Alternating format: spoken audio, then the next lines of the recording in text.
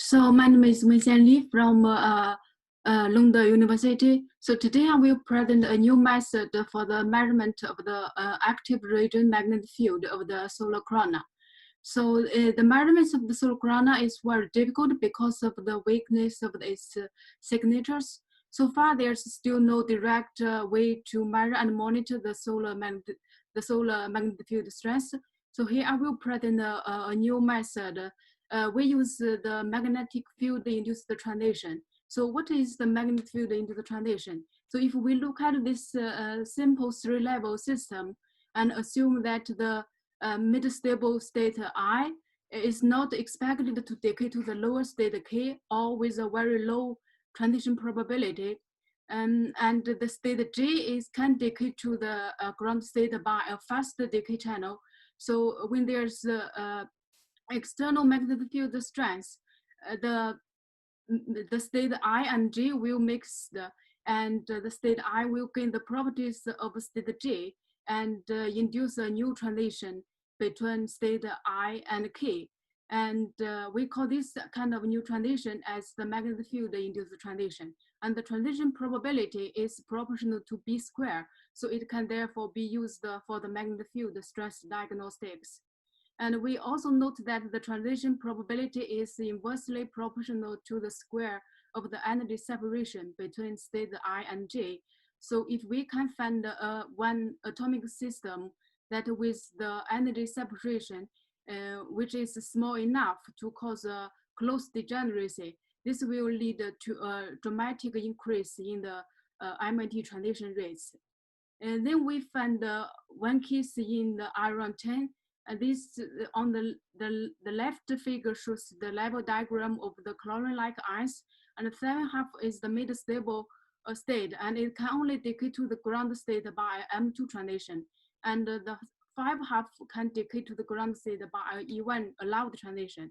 So the B field will mix the 5.5 and the 7.5 states, and then introduce a magnetic field into the transition and happen to the 7.5. And the figure on the right shows the energy separation between 7.5 and 5.5. And fortunately, the close degeneracy, it happens to the iron 10 because it has a large abundance in the sun. And also the line wavelength is also one of the strongest lines in the iron 10 spectrum in the solar corona. It's at 257 angstrom.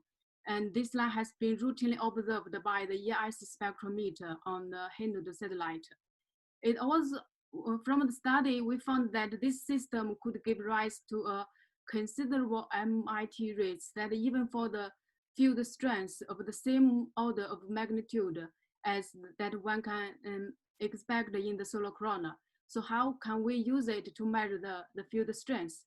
Because of the close degeneracy, so these two levels will make the lines very difficult to resolve. And so we have to measure these lines as a blend line. And then we also need a reference line to obtain the line ratio. Because of the 7.5 is a mid-stable state, so all the line ratios involving this line will be also sensitive to the density. So we also need to determine the density at the same time. So we need to have a density diagnostic line pair. Then we include the MIT transition rates at the different magnetic field strengths into the TNT database, and then predict the intensity ratio and compare the line ratio to the observed line ratios from the Hindu data. Here I present the first example of the application of this diagnostic technique. And this observation is for an active region observed on November 4th, 2006 on the solar disk. The intensity information are from the bronze paper in 2008. So here we select two reference lines. One is 175 and another one is 174. These two figures shows the results from the two reference lines. We can see that these two reference lines give the consistent results with an average field of 217 Gauss. And the solid line in these figures, the solid line shows the simulated line ratios as a function of B field. And the horizontal dashed line is the line ratio measured from the Hainold data. And of course, there's large error bars.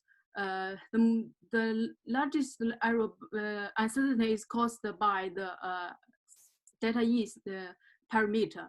And the reduce of the uncertainty of the delta E will increase the application of this method.